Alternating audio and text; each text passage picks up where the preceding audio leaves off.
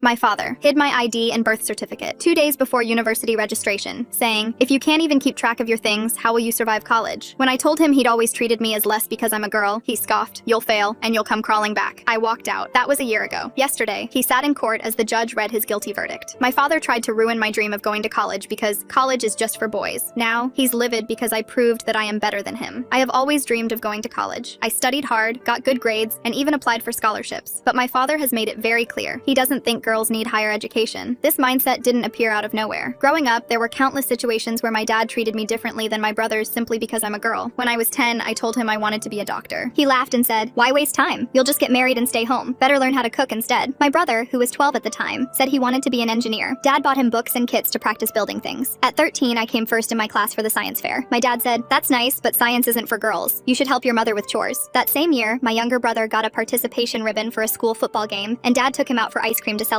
When I was 15, I saved up for months to buy a used laptop for schoolwork. One day, I came home and found it missing. My dad said, "Your brother needed it more. You can share or just use your phone." I got scolded for being selfish when I asked for it back. By the time I was in my last year of high school, I knew I had to fight for my dream. I studied late at night because during the day, my dad would always give me extra chores while my brothers relaxed. He'd say things like, "Boys need their rest. You're just helping the family." When I mentioned I was looking at universities, he laughed again. "College is for boys. Girls just get distracted and waste money. You'll be better off learning to be a good wife." My mom stayed quiet. I applied for a competitive scholarship in secret, telling only my teacher. When I got the acceptance letter, I was overjoyed. The scholarship covered tuition, books, and housing. I thought my dad might finally be proud, since it wouldn't cost him anything. When I told him, he looked annoyed, not happy. "What's the point? You think you're smarter than me? A girl alone in the city? You'll just cause trouble. Stay home." I reminded him it wouldn't cost him a cent, and I had already worked so hard. He shook his head. "You're stubborn like your mother. You'll regret it." Over the next few weeks, he tried to wear me down. He forgot to give me important mail, including documents from the scholarship office. He'd make me run errands all day so I couldn't prepare. When I protested, he'd say, "You're being dramatic. You think you're too good for this family?" One day I overheard him on the phone with my aunt saying, "Don't worry, I'll talk some sense into her. No daughter of mine is going to live far away like some loose woman." The final straw. 2 days before the university's registration deadline, my dad hid my ID and birth certificate. When I confronted him, he smirked. "If you can't even keep track of your things, how will you survive college? Maybe this is a sign you should stay home." I tore the house apart looking for them. My mom whispered that they were in his locked desk drawer, but she was too scared to give me the key. That night, I picked the lock while he was asleep and took them back. When he found out the next morning, he exploded. "You're ungrateful. Everything I've done for you, and you sneak around like a thief." I told him everything I'd held back for years. How he treated me like less because I was a girl. How he celebrated my brothers for the smallest things but ignored my hard work. He scoffed. "You think a piece of paper will make you better than me? You'll fail, and then you'll come crawling back." I walked out that same day, documents in my bag, and went to stay with my best friend's family until I left for school. Last week, I moved into my dorm. The university even offered me a paid tutoring position because of my high entrance exam score. My first paycheck will go toward a new laptop, mine, that no one can take away. My brother texted to say Dad's been in a bad mood ever since I left. My aunt told me he's been telling people I ran away to shame the family. I don't care. I'm finally free, and every time I sit in a lecture hall, I know I proved him wrong. He said I'd regret it. The only regret I have is that I wasted so many years believing his words meant more than my own dreams. But yesterday, when I went to the student services office to submit some paperwork, the clerk glanced at her computer screen and frowned. Are you sure you're still enrolled?" she asked. My heart dropped. "What do you mean?" She turned the monitor slightly toward me. On the screen was a request, filed under my student account, to withdraw me from the university effective immediately. The clerk clicked a few more times and turned the screen fully toward me, pointing at the details section. The withdrawal request had been submitted at 3:47 a.m. from an IP address in Edison, New Jersey, and the contact email had been changed to my father's personal Gmail account. My hands started shaking as I stared at the timestamp and location, realizing he'd somehow gotten into my student portal while I was sleeping hundreds of miles away. The clerk, whose name tag said Dr. Morrison, immediately picked up her phone and called someone from IT security while typing rapidly on her keyboard. She explained that this looked like fraud, and they were placing an immediate hold on my account to prevent any further attempts. Within minutes, 2 campus security officers arrived and started taking down all the information, while Dr. Morrison printed out screenshots of everything. They had me fill out a breach report and told me to change all my passwords immediately, which meant I practically ran back to my dorm room. My roommate found me frantically typing on my laptop, changing every single password I could think of, and enabling 2-factor authentication on everything. She brought me a cup of tea and sat quietly while I worked, probably sensing that something serious had happened. The betrayal felt worse than anything my father had done before because this time he'd tried to destroy my future from hundreds of miles away. My phone suddenly lit up with message after message from Dev, each one more frantic than the last. He was typing so fast there were typos everywhere, but the main message was clear. Dad knew the withdrawal had been blocked and was driving to Aunt Kamala's house right now. I tried calling my aunt immediately, but the line just rang and rang, going to voicemail every time I tried. Then Arjun texted from home with another piece of the puzzle that made my stomach drop. He'd found my old laptop in the garage, the one Dad had taken from me years ago, and discovered Dad had been trying to crack into it for weeks. Mom had known about it, but was too scared to send me any direct warning, though now I understood all her weird comments about being careful with technology. That evening, my aunt finally finally called back, her voice shaking so badly I could barely understand her at first. My father had shown up at her house demanding she convince me to come home, screaming that she'd corrupted his daughter. When she refused and told him I was an adult making my own choices, he turned to her husband and claimed she'd been secretly funding my expenses behind his back. This caused a massive fight between my aunt and uncle, with my cousins crying in the background as my father stood there looking satisfied. I tried to focus on my chemistry homework in the library later, but every single notification on my phone made me jump and check the screen immediately. Other students studied peacefully around me, completely unaware that my entire world was falling apart through a series of texts and emails. Dr. Morrison sent me an email around midnight with documentation showing 2 more withdrawal attempts that morning from different IP addresses. The university IT department was now treating this as a cybercrime case and had already traced 1 attempt to a public library computer near my hometown. The next day, Nisha showed up at my dorm with containers of homemade food her mom had sent, along with some news that actually made me smile for the first time in days. My father had gone to their house trying to convince her parents that I was bringing shame to both our families, but Nisha's mom had literally pushed him out the door. She told him that any parent who doesn't support their daughter's education is the one bringing shame, not the daughter trying to better herself. But the worst was yet to come when I opened my email the next morning and saw a message from my scholarship committee. Someone had contacted them claiming I'd provided fraudulent information on my application, saying I'd lied about my grades and extracurricular activities. The email was signed, "A concerned community member," but I recognized my father's writing style immediately, especially the way he capitalized random words for emphasis. The scholarship committee sent their response within 2 days, stating they found 0 evidence supporting my father's claims. They attached a warning letter about legal consequences for false accusations against scholarship recipients. I printed everything out and walked straight to Campus Legal Services, where a caseworker named Janet took my folder. She scanned each document while typing notes into her computer system. She gave me a case number and said they'd start a formal harassment file immediately. 2 weeks into the semester, my physics professor stopped me after class to praise my tutoring work with struggling students. He mentioned 3 freshmen had improved their test scores after working with me during study sessions. Each small win felt like pushing back against my father's attempts to ruin my education. My phone rang during lunch one day, and I saw it was my mom calling from an unknown number. There's something really telling about how this father keeps changing his tactics. First it's hiding documents, then hacking student accounts, now false reports to the scholarship committee. Each time she finds a way around his control, he just finds a new method to try. She was whispering, and I could hear grocery store sounds in the background. She said my father was planning something with my social security card, and she'd heard him on the phone about loans. The call cut off before she could say more, but I heard the fear in her voice. 3 days later, I went to the campus financial aid office and asked about identity theft protection. The counselor helped me freeze my credit with all 3 bureaus online right there in her office. She showed me how to set up fraud alerts and gave me pamphlets about protecting my personal information. She added notes to my file documenting everything we'd done that day for their records. During my next tutoring session, I helped a freshman named Jake work through calculus problems while my phone sat face down on the table. The screen kept lighting up with notifications, but I couldn't bring myself to check them. Jake asked if I was okay, and I just nodded, focusing on the equations in front of us. The normal college moment felt weird against everything else happening in my life. That evening, I finally checked my phone and saw Dev had posted on social media about daughters who forget family values for Western corruption. He wrote that education doesn't replace character, and got dozens of likes from aunts, uncles, and family friends. People commented about respecting parents and staying true to culture without knowing the real story. Arjun sent me a private message saying Dad was making him transfer to my university next semester to watch me. He apologized and said he didn't want to be a spy, but Dad threatened to cut him off too. I stared at the message for a long time before deleting it without responding. At the end of week 3, campus security called me to their office about a letter from a lawyer. The letter claimed I was mentally unstable and my family requested the university perform a wellness check on me. The security officer shook his head and said they recognized this as harassment based on my existing file. He added the letter to my case and said they were building quite a collection of evidence. During chemistry lab the next day, my lab partner Sarah noticed I kept messing up measurements. She suggested we study together in the library after class since we had an exam coming up. I accepted, grateful to spend time with someone who didn't know about my family drama. We found a quiet study room and spread our notes across the table. Sarah explained reaction mechanisms while I took notes, feeling almost normal for the first time in weeks. The next morning, Dr. Morrison called me to her office for an urgent meeting. She had a thick folder on her desk with my name on it containing 7 documented attempts by my father to interfere with my education. She said the university was considering filing for a restraining order against him, but needed my consent to move forward. I looked at the stack of papers showing everything from the fake withdrawal request to the wellness check letter. My hands shook as I signed the consent form for the restraining order, while Dr. Morrison made copies of everything for my records. That night, about a month into the semester, I set up my laptop in my dorm room to video call Nisha's family during their dinner. Her mom had made my favorite curry, and they'd saved a spot at the table with an empty plate like I was really there. When Nisha's mom said education wasn't rebellion, but evolution, and that I was always welcome, I broke down crying for the first time in weeks. The next morning, my phone buzzed with texts from classmates sending me links to videos they'd recorded at the main gate. My father had shown up with Dev and 2 uncles, yelling at security guards who wouldn't let them past without my permission. The videos showed him calling me ungrateful and saying I was bringing shame to our family name, while students filmed everything on their phones. Within hours, the videos had spread across campus social media, and the student union president, a senior named Rohan, posted his own story about family pressure. He organized a meeting that that afternoon where dozens of students shared similar experiences and offered resources for dealing with cultural conflicts. Walking across campus at dusk that same day, I watched other students casually calling their parents while I deleted my father's 13th voicemail without listening. I knew it would just be the same demands to come home wrapped in different threats about my future. 3 days later, campus police called me to their office and showed me security footage of a man taking pictures of me walking to class. The private investigator they'd caught admitted my father hired him to document my behavior and report back on who I spent time with. The officer said they'd add this to the restraining order file and increase patrols near my dorm. That weekend, I discovered I couldn't make calls anymore because my father had canceled my phone plan when I tried calling Nisha. The health center called me in to fill out emergency coverage forms since he'd also removed me from the family insurance. I spent hours in their office while they scrambled to get me covered through the university's emergency fund for students in crisis. Using the campus Wi-Fi, I checked my email and found a money transfer notification from an account I didn't recognize. Kamala Auntie had secretly wired me $500 through her friend's account, risking her own marriage to help me. Her note said my grandmother would be proud since she couldn't read, but made sure Kamala could get an education. That evening, an unknown number called the dorm phone, and when I answered, Arjun's voice came through a burner phone. He told me Dad was monitoring his regular phone and planning to claim me as a dependent on his taxes to mess with my financial aid. Arjun had taken photos of all the documents Dad was preparing and would email them from a library computer. The next morning, I walked to the counseling center for my first therapy appointment, my stomach in knots about talking to a stranger. The therapist, a woman in her 50s, listened without judgment as I explained everything that had happened since leaving home. She helped me see that what my father was doing wasn't just strict parenting or cultural tradition, but actual abuse. She gave me worksheets about recognizing manipulation patterns and scheduled weekly sessions to help me process everything. 2 days later, the financial aid office called me in urgently because they'd received a letter claiming I had hidden assets. The signature was clearly forged, but it triggered a mandatory review that would freeze my work study payments for at least 2 weeks. The financial aid officer apologized and said they had to follow protocol, even though the letter seemed suspicious. I walked back to my dorm feeling sick to my stomach, knowing my dad was trying to mess with my money now too. The next morning, Dr. Morrison called me to her office and I could see papers spread all over her desk. She pushed her glasses up and told me she'd been tracking all the weird stuff happening to my account. She'd contacted the university's legal clinic and found a lawyer who wanted to help me for free. Her name was Sarah Winters, and she'd dealt with parents trying to control their kids' education before. I met Sarah that afternoon in a small office near the law building. She was maybe 40 with short brown hair and looked really serious when she read through all my documents. She said my dad was using every trick she'd seen and some new ones too. She started making a file of everything, including the fake withdrawal request and the forged letter about hidden assets. While we were talking, her phone buzzed and she frowned at the screen. She asked if my dad might contact my old high school, and I said I didn't know why he would. 2 days later, I found out exactly why when my old guidance counselor Ms. Smith called me. She sounded really upset and said my dad had called the school claiming I'd faked my transcripts to get into college. He demanded they sent him copies of everything and started yelling when they said they couldn't without my permission. Ms. Smith said she'd reported him for harassment after he called 5 times in one day. The school's lawyer sent him a letter telling him to stop contacting them or they'd get a restraining order. I thanked her and hung up, feeling more tired than I'd ever been in my life. That night, I was studying in the library when my phone buzzed with a text from a number I didn't recognize. My hands started shaking when I read it because it was from my mom using a phone I didn't know she had. The message said she was leaving my dad and staying with her sister. She said my courage to choose education had shown her she could be strong too. She said she was sorry for staying silent all those years. I stared at the screen for so long the words got blurry from my tears. I texted back asking if she was safe and she said yes, but to keep this phone number secret. The next day, the Campus Indian Association president found me after class. Word had gotten around about my situation and they wanted to help. They were organizing a fundraiser because they'd heard about the insurance problems and frozen work study payments. I tried to say I didn't need charity, but she grabbed my hand and said this was what community meant. 3 days later, they'd raised $2,000 through dinner sales and donations. People I'd never met were handing me $20 bills and saying they believed in me. One older woman pulled me aside and whispered that her parents had tried the same thing 30 years ago. By the time midterms came around in week 8, I was running on 3 hours of sleep a night. I studied every free second because I couldn't let my grades slip and give my dad any ammunition. When I got my scores back, I'd gotten A's on everything, including the physics exam everyone said was impossible. Mom finally found her voice after watching her daughter fight this battle alone, proving sometimes the student really does become the teacher in ways nobody expects. My physics professor asked me to stay after class and offered me a paid research position in his lab. It would pay $15 an hour and look great on grad school applications. I accepted immediately, even though I had no idea when I'd find time to sleep. 3 days later, Nisha called me crying so hard I could barely understand her. She said police had shown up at her parents' house looking for my mom. My dad had filed a missing person report claiming she'd been kidnapped by feminist influences. The officers had rolled their eyes when they read the report, but they still had to investigate. My mom had to go to the police station and prove she'd left on her own. The whole neighborhood was talking about it, and my dad was telling everyone my mom had been brainwashed. Dev texted me that night from his own hidden phone saying dad was going crazy at home. He was breaking things and screaming about losing control of his family. Then came the worst part, because dad was making Dev write a statement about my mental instability for some lawyer. Dev said he was scared to refuse because dad had already hit him once for defending me, but he promised he wouldn't lie about me no matter what dad did. I told him to stay safe and that I'd figure something out. The next morning, Nisha let me use her phone to call my mom. It was the first real conversation we'd had since I'd left home. She cried and apologized for all the years she'd stayed quiet while dad treated me like I was worth less than my brothers. She told me she'd already met with a divorce lawyer and filed the papers. She said watching making me fight for my education had given her the strength she'd needed for 20 years. We talked for an hour, and she promised she'd be there when I graduated, even if she had to fight Dad in court to do it. 2 days later, I got called to the Title IX office for a mandatory meeting. Someone had filed a complaint saying I was creating a hostile environment for male students. The complaint said I was spreading anti-men propaganda and making male students feel unsafe. The officer reading it could barely keep a straight face because it was so obviously fake, but she said they had to investigate every complaint and I'd need to attend a hearing next week. I spent 3 hours in that office going over the same questions again and again. By week 10, I was falling apart from the stress of everything. I stayed locked in my dorm room whenever I wasn't in class and jumped every time I heard footsteps in the hallway. My roommate Sarah noticed I'd stopped going to the dining hall and was living on protein bars and energy drinks. She tried to get me to eat real food, but I couldn't keep anything down. My hands shook all the time and I'd started pulling out my hair without realizing it. Sarah said she was worried about me, but I told her I was fine even though we both knew I was lying. The next morning, Attorney Winters called and said she'd filed for an emergency restraining order after seeing all the evidence we'd collected. She had screenshots of every fake withdrawal attempt, recordings of threats, and witness statements from university staff who'd seen my dad show up. The judge granted a temporary order that same afternoon, which meant my dad couldn't contact me or come near campus anymore. I felt my chest loosen for the first time in weeks when she read me the order over the phone. 3 days later, my phone buzzed with a voice message from Arjun, and when I played it, I heard my dad's voice in the background talking to someone about hiring a guy to plant drugs in my dorm. Arjun had been recording secretly from the other room and caught the whole conversation, including the part where my dad said he'd pay $5,000 to get me expelled. The message from Arjun just said he was done watching our dad destroy people. I forwarded everything to Attorney Winters, who added it to our case file. That same week, my research professor called me into her office and asked if I'd be interested in a paid summer position in her lab that came with free campus housing. She'd noticed my work was good despite everything going on and said she wanted to help me stay focused on my future. For the first time since this started, I had a real plan for surviving without any family money. But 2 days later, my university email started flooding with messages from people in our community calling me shameful and saying I was destroying our family's reputation. Each email came from a different person, but they all said similar things about how daughters should respect their fathers. Attorney Winters said this was perfect evidence since my dad was clearly organizing it to get around the restraining order. I was sitting in the library trying to focus on homework when campus security called saying someone named Dev Patel was at the main gate asking for me. My hands went cold because Dev never went anywhere without permission. When I got to the gate, I saw my 17-year-old brother standing there with just a backpack and tears running down his face. "I can't become him," he kept saying over and over. Security let us use their office while Dev told me how Dad had started pushing him to help track me down and how he'd heard Dad planning worse things. He'd taken a bus using money he'd saved from tutoring and didn't want to go back. Attorney Winters met us at Student Legal Services the next morning, where we sat in a small conference room while she explained Dev's options as a minor. The university said they could give him temporary emergency housing in the guest dorms while we figured out the legal stuff. She started making calls to find out what we needed to do to keep him safe legally. 3 days later, campus police called saying 2 men were at the gate demanding to see Dev. When I got there, I saw my dad standing next to his brother, who was a lawyer, and yelling about parental rights. The campus officers stood firm and reminded them about the restraining order while my dad's face turned red with rage. Dev had to give a statement to the officers about why he'd run away, and for the first time, he told adults outside our family about the emotional abuse at home. The next day, the South Asian Student Association president introduced me to a doctor who'd graduated 10 years ago and escaped a similar family situation. She offered to mentor me and even set up an emergency fund to help with expenses, since she knew what it was like to be cut off. That evening, I helped Dev with his calculus homework in my dorm room while Sarah studied at her desk. It felt weird doing something so normal with my brother after years of our dad making us compete against each other for his approval. We worked through problem sets and ate microwave popcorn like regular siblings for once. 2 weeks later, Attorney Winters called to say Child Protective Services had opened an investigation based on Dev's statements and Arjun's recordings. The investigator would be interviewing family members and checking on the home situation. My dad's perfect image in the community was starting to crack as official agencies got involved. 3 weeks passed, and things got worse for my dad in ways I never expected. My mom's divorce lawyer called me asking for copies of all my university paperwork because she wanted to show the judge how my dad tried to control everyone in the family. I sent her everything, including the fake withdrawal request, the security footage from campus, and all the emails from the registrar's office about his attempts to pull me out of school. The lawyer said this stuff was gold for proving something called coercive control, which I guess is when someone uses threats and tricks to control other people. Meanwhile, Arjun decided he was done being quiet about our family situation and posted all those recordings he'd been making of Dad's rants on Facebook with captions explaining what was really happening. Within hours, everyone in Edison was talking about it and sharing the posts. People who used to respect my dad at the temple were commenting things like they couldn't believe this was the same man they knew. The recordings were brutal because you could hear him screaming about how girls don't deserve education and threatening to drag me home by my hair. Our cousin texted me screenshots of the neighborhood WhatsApp group where people were calling him a monster and saying they felt bad for our family. That same week, Dev called me crying because kids at school were asking him if the recordings were real and he didn't know what to say. I told him to just tell the truth and that none of this was his fault. Later that night, the 3 of us had our first video call together without our parents knowing. Dev was in his room with the door locked, Arjun was at his apartment, and I was in my dorm study lounge. We talked for 2 hours about everything Dad had done over the years, and it was like we were finally seeing the full picture. Dev told us about times Dad hit him for defending me. Arjun shared how Dad threatened to cut him off financially if he he helped me with college, and I told them about all the documents he'd hidden and destroyed. We made a pact to support each other no matter what happened with the divorce and custody stuff. The next morning, campus security called me to their office and showed me a stack of reports they'd filed about my dad showing up at different buildings looking for me. The Title IX coordinator was there too, and she said they were officially banning him from all university property because of 17 documented harassment attempts, including trying to follow female students he thought were me. They took his photo from the security footage and said they distributed it to all campus police and security guards with instructions to arrest him on site if he showed up again. I felt safer knowing he couldn't just walk onto campus anymore, but also scared because this meant he was getting more desperate. A week later, I got my first real paycheck from the research position, and it was more money than I'd ever had in my bank account. 17 documented harassment attempts? That number feels oddly specific for campus security to track so precisely. Why would they wait until 17 incidents before taking action? Wouldn't 3 or 4 be enough to establish a pattern? I went straight to the bank and opened my own account without anyone else's name on it for the first time in my life. The teller helped me set up online banking and showed me how to use the app to check my balance. On the way back to campus, I stopped at the grocery store and bought whatever I wanted without having to ask permission or explain why I needed certain things. I got name brand cereal, the good shampoo, fresh fruit, and even some chocolate just because I could. Standing in that checkout line with my own debit card felt like the most normal thing, but also the biggest victory. Back at school, the counseling center asked if I'd be willing to be a peer counselor for other students dealing with family pressure about education. I said yes and started meeting with 3 other girls who were going through similar stuff with their families. One girl's parents had threatened to arrange her marriage if she didn't drop out, another's family kept showing up at her classes to embarrass her, and the third one's dad had drained her college savings account just like mine tried to do. We met every week and I shared everything I'd learned about campus resources, legal options, and how to stay safe while standing up to controlling families. 2 more weeks went by, and then Arjun called with news that made my stomach drop. Dad's company had gotten so many complaints about his behavior from people who saw the Facebook posts that HR opened an investigation. Apparently, some of his coworkers had also reported him for making comments at work about how women shouldn't be in management positions and how his daughter was bringing shame to the family by going to college. His boss told him he was on administrative leave while they investigated, which meant he couldn't go to work, but they were still deciding if they'd fire him. Dad blamed me for ruining his career, even though all I did was go to school and defend myself. The next surprise came when Kamala Auntie showed up at my dorm with her daughter Mira, who was 16. She'd left her husband after he took Dad's side and said she was staying with her sister in Princeton now. We went to the dining hall together, and for the first time I saw 3 generations of women from our family eating together without any men around to tell us what we could talk about or how we should act. Kamala Auntie told me she was proud of me for standing up to my dad, and that she wished she'd been brave enough to do it years ago. Mira said watching me fight for my education inspired her to apply to colleges, even though her dad said she should just get married after high school. We sat there for 3 hours sharing stories and making plans for Mira's future. The restraining order hearing finally came around 5 weeks after all this started. I showed up at the courthouse with 2 boxes of evidence including printed emails, security reports, transcripts of voicemails, screenshots of texts, and a USB drive with all the recordings. My dad's lawyer kept trying to argue that he was just a concerned father trying to protect his daughter, but the judge wasn't buying it. She looked through every piece of evidence while my dad sat there getting redder and angrier. When his lawyer tried to say the recordings were taken out of context, the judge asked him to explain what context would make it okay to threaten to drag your daughter home by her hair. The lawyer didn't have an answer for that. After 2 hours of testimony and evidence review, the judge said she'd seen enough. She granted a 2-year restraining order that required my dad to stay at least 500 feet away from me, my dorm, and the entire university campus. Then she said something that made my dad's face go white because she was referring the case to the criminal prosecutor's office for possible stalking and harassment charges. His lawyer tried to object, but the judge cut him off and said the evidence clearly showed a pattern of criminal behavior that went beyond family disagreement. The bailiff moved toward my dad while his lawyer packed up his briefcase without making eye contact. Outside the courthouse, my mom grabbed my hand and squeezed it tight while my dad got into his brother's car and drove away. Over the next few weeks, things moved fast. My mom filed for emergency custody of Dev with help from the legal aid lawyer. The hearing happened quickly since the judge already knew about the restraining order and criminal charges. Dev moved in with my mom at Kamala Auntie's apartment the same day the court approved it. They set up a small room with his soccer posters and video games. Week 16 of the semester arrived and I decorated my dorm room for Diwali. Dev took the train from Edison to help me hang the string lights around my window. We made Rangoli patterns with colored sand on paper since we couldn't do it on the dorm floor. My new friends from the International Student Club brought samosas and helped us light the diyas. Dev smiled more than I'd seen in months as we ate mithai and watched the candles flicker. The festival felt different this year without the fear hanging over us. Meanwhile, my dad's brother called my mom to say he couldn't represent my dad anymore. He'd seen all the evidence, including the forged documents and recordings of threats. He told the family he couldn't defend what my dad had done and that my dad needed professional help, not legal tricks. The next day, a letter arrived from India addressed to me. My mom's old neighbor had written about my grandmother who died when I was 5. She wrote that my grandmother couldn't read but memorized entire books by listening to others read them aloud. She said I had the same spirit and shouldn't let anyone dim my light. I kept that letter in my desk drawer and read it whenever I felt doubt creeping in. Finals week came and I studied harder than ever before. My chemistry professor posted the grades and I'd gotten an A in every class. Dr. Morrison called me to her office to personally congratulate me on making the dean's list. She said she'd seen many students face challenges, but few handled them with such grace. That same week, my dad went to the bank to withdraw my college fund that he thought he still controlled. The bank manager told him the account had been moved months ago during the separation proceedings. My mom had quietly protected that money when she first filed for divorce. He left the bank empty-handed and angry according to the security footage my mom's lawyer obtained later. Winter break arrived and most students went home, but I stayed on campus. I got permission to keep working in the chemistry lab for extra credit. My professor mentioned that if I kept up this trajectory, she'd recommend me for PhD programs when the time came. She showed me research papers from her graduate students and explained what opportunities existed in pharmaceutical research. Arjun called me on New Year's Eve with big news. He'd applied to transfer to my university, but not for engineering like our dad wanted. He was switching to art, something he'd loved since childhood, but never dared pursue. The acceptance letter came through, and he'd start in the spring semester. We talked about finally supporting each other's real dreams instead of the ones forced on us. 3 weeks into the new semester, campus security called me. They'd caught my dad trying to access my records at the registrar's office despite the restraining order. The police arrested him on the spot, and his mugshot appeared in the Edison newspaper the next morning. Several relatives called my mom expressing shock, finally seeing what we'd been dealing with. During winter break, I started volunteering at a women's shelter near campus. I shared my story with women who were escaping their own controlling families. One woman cried when I explained how I'd gotten out and was now in college. The shelter coordinator asked if I'd speak at their fundraising event about the importance of education for abuse survivors. Spring semester brought the divorce proceedings my mom had started back in December, and during one meeting with her lawyer, she dropped a bombshell that made everything click into place. She pulled out old college transcripts from a folder she'd hidden for 20 years and showed them to the lawyer while I sat there stunned. My mom had been 3 semesters away from finishing her computer science degree when she married my dad, but he'd made her drop out the week after their wedding by calling the school and withdrawing her without her knowledge. The lawyer took photos of everything, while my mom explained how my dad had used the exact same tactics on her that he'd tried on me, from hiding documents to making fake phone calls to the registrar's office. That weekend, I was going through old family photos at my mom's new apartment when I found a picture that didn't make sense, showing my dad with 2 sisters instead of just the one aunt I knew about. My mom saw me looking at it and finally told me the truth about Mira, my dad's younger sister who'd run away to California to attend medical school when she was 19. The family had completely erased her existence after she left, removing her from photos and never mentioning her name again. But my mom had secretly kept this one picture, and Mira's old contact information written on the back. I spent 3 days tracking her down through medical directories and LinkedIn until I found Dr. Mira Patel working as a surgeon at Cedars-Sinai in Los Angeles. When I sent her a message explaining who I was and what had happened with my dad, she responded within an hour asking if we could video call that evening. Her face appeared on my laptop screen looking exactly like an older version of my dad, but with kind eyes, and she told me she'd been watching my story unfold through distant relatives' social media posts. She said I was breaking the cycle she'd only cracked and offered to testify about their father's methods if needed for any legal proceedings. Dr. Mira Patel just entered the story like a boss-level character who already beat this game 20 years ago. Turns out Dad's been recycling the same playbook since forever, but his sister actually got the medical degree and the last laugh. 2 weeks later, the criminal trial for stalking and harassment charges began at the Edison courthouse, with my dad facing up to 3 years in jail as prosecutors laid out mountains of evidence. They had the fake withdrawal forms, the tracking app data, recordings of threatening voicemails, witness statements from campus security, and documentation of every single attempt he'd made to sabotage my education. The prosecutor showed the jury a timeline of his actions spanning 6 months, each incident marked with evidence tags and witness corroboration. My campus held an event about educational coercion in immigrant families during week 20 of the semester, and they asked me to be the keynote speaker. I stood in front of 200 students and faculty members sharing my story, explaining the warning signs and the resources available for students facing similar situations. The university used my case to establish new protocols including emergency housing funds, legal advocacy services, and a verification system for any withdrawal requests. Dev called me that night from his new school, where my mom had enrolled him after moving out, his voice lighter than I'd heard it in years. He told me he was finally doing well in his classes without Dad constantly putting him down, and that I'd saved him from becoming like our father because he'd started believing those toxic words about women and education. The next morning, my dad's company sent him a termination letter citing the criminal charges and the negative publicity surrounding his case. His professional reputation as a respected engineer crumbled within days as news spread through the Indian community in Edison about what he'd done. Our extended family split right down the middle, with my progressive cousins and younger aunts supporting me while the traditional uncles and older relatives sided with my dad. Family WhatsApp groups exploded with arguments about women's education and tradition, revealing tensions that had been hidden for decades under polite family gatherings. My research professor nominated me for a prestigious summer program at MIT, writing in her recommendation letter about my resilience and brilliance despite the obstacles I'd faced. The acceptance email arrived during finals week, offering me a fully funded position working on cutting-edge biomedical research with some of the top scientists in the field. 6 months into the legal proceedings, my dad took the stand claiming cultural tradition justified his actions to control my education. The prosecutor systematically destroyed this defense by bringing in testimony from successful Indian women, including my Aunt Mira, who joined via video link from California, each one explaining how education had transformed their lives despite family opposition. The judge took notes while my mom sat in the witness box explaining how she'd been denied her own college dreams 20 years ago. 3 weeks later, the verdict came down and my dad was found guilty on all counts, including stalking and criminal harassment. The courtroom was packed when the judge read out his sentence of 6 months in jail, plus mandatory counseling about coercive control. My mom had already filed for divorce 2 months earlier, and the judge granted her full custody of Dev along with most of the assets, since the prosecutor showed proof of years of financial abuse. She enrolled at the community college near our apartment the same week the divorce papers got signed. I helped her pick classes while Dev made flashcards for her first biology exam. That semester, I met a freshman girl named Priya who was hiding her acceptance letter from her parents. She reminded me of myself a year ago, so I spent hours with her in the library, showing her how to apply for emergency housing and connect with student services. She cried when I helped her move into the dorms and said nobody had ever stood up for her before. My dad's sentencing hearing happened right before finals week. The judge added a 5-year restraining order that banned him from contacting any of us without court supervision. Before they took him to start his sentence, he got his mother to call me with one last message about how I destroyed our family. I texted back 3 words that I'd been holding in for years. The day after his sentencing, my mom got her first semester grades, and we all screamed when we saw straight A's on her transcript. Dev baked a cake while Arjun drove down from his new job to celebrate with us, and Kamala joined by video from California. We started doing weekly video calls after that, where we'd share what we were learning without anyone telling us we weren't smart enough. Near the end of my first year, I got an email about my scholarship renewal. They'd approved me for another full year with extra funding for research after Dr. Morrison wrote them a letter about my courage in pursuing education, despite extraordinary circumstances. The scholarship committee asked me to present at their annual review meeting about my research on women's educational access in immigrant communities. I stood at that podium looking at the same people who'd given me a chance when my own father tried to stop me. My hands weren't shaking anymore as I clicked through slides showing statistics about girls whose families block their education. The committee members leaned forward when I explained how one scholarship could transform an entire family's future. My research showed that when immigrant daughters get educated, they don't just change their own lives, but create ripple effects through their communities. After my presentation, the committee chair told me they were creating a new mentorship program based on my recommendations. 5 more girls like me would get scholarships next year with built-in support systems for family opposition cases. Walking back to my dorm, I passed the registrar's office where this whole legal mess had started. Dr. Morrison was still there working late, and she waved at me through the window. I waved back, thinking about how different everything was from that terrifying day when she'd discovered my dad's fraud. My phone buzzed with a text from the freshman girl I'd been mentoring saying she'd just aced her first chemistry exam. Another message came from my mom asking for help with her essay on cell division. Dev sent a photo of his acceptance letter to a summer engineering program he'd applied to without telling anyone. Even Arjun texted about signing up for night classes to finish his degree. My dad had tried so hard to keep education away from us, but instead he'd created a whole family of students. The irony wasn't lost on me as I sat in my dorm room surrounded by textbooks he'd said I'd never need. Tomorrow I had 3 finals and a lab report due, but tonight I was helping my mom understand photosynthesis over video chat, while Dev explained calculus problems in the background. This was our new family tradition, and it was better than anything my dad's narrow world had offered. My scholarship would carry me through 4 years of university, and then hopefully to medical school like I dreamed when I was 10. The little girl who'd been told science wasn't for girls was gone, and in her place stood someone who knew that education wasn't just about books and grades. It was about freedom and choices, and proving that no amount of control could stop someone who refused to give up on their dreams. My story had started with a father who thought college was only for boys, but it was ending with an entire family discovering that learning belonged to anyone brave enough to reach for it. The research committee called me into their office 3 weeks later and handed me a folder with my name on it. Inside was a letter offering me extra funding for my quantum physics project, plus a guaranteed spot in their graduate program starting next year. My hands shook as I signed the acceptance papers, while the department head shook my hand and told me they'd never seen such dedication from a first-year student. 2 months after that, I stood backstage at the honors ceremony, watching my mom adjust her new student ID badge that she'd gotten after enrolling in community college classes. She walked across that same stage to get her certificate for completing her first semester with straight A's, and when our eyes met, we both started crying. Dev sent me a video the next week of him standing in front of his high school assembly, talking about how watching his sister fight for her education taught him that following tradition without thinking was just another way to stay stuck. The principal posted it on the school website, and within days, I got emails from cousins in India and aunts in California saying they were signing up for classes too. Arjun texted me photos from his art show downtown, where he'd hung a huge painting of me hunched over my phone, studying in the dark, while chaos swirled around me with a plaque that said, "Sisters Courage," underneath. The university hired me to work with their refugee support program, tutoring girls who faced the same kinds of barriers I did, and the coordinator asked me to help train other tutors by sharing my story. Kamala Auntie called to tell me she'd set up a fund using money from her retirement account to help young women escape educational control, and asked me to be the first board member to help decide who got scholarships. On the 1-year anniversary of leaving home, I sat in my dorm room writing in my journal about how I thought I was just fighting for college, but really I was fighting for every girl who gets told her dreams don't matter as much. 3 months later, I stood at the podium at a national physics conference presenting my research on quantum entanglement, while my mom sat in the front row next to Dev and Arjun and Nisha and all the people who became my real family. Walking to my advanced physics class the next morning, I passed a tour group of prospective students and noticed a young Indian girl standing next to her father who kept interrupting the guide to say his daughter didn't need to know about the science buildings. Something feels convenient about how perfectly everyone's life transformed after Dad went to jail. Mom getting straight A's, Dev thriving, even Arjun suddenly pursuing art and education. The timing of all these success stories happening simultaneously makes me wonder if stress was really the only thing holding everyone back.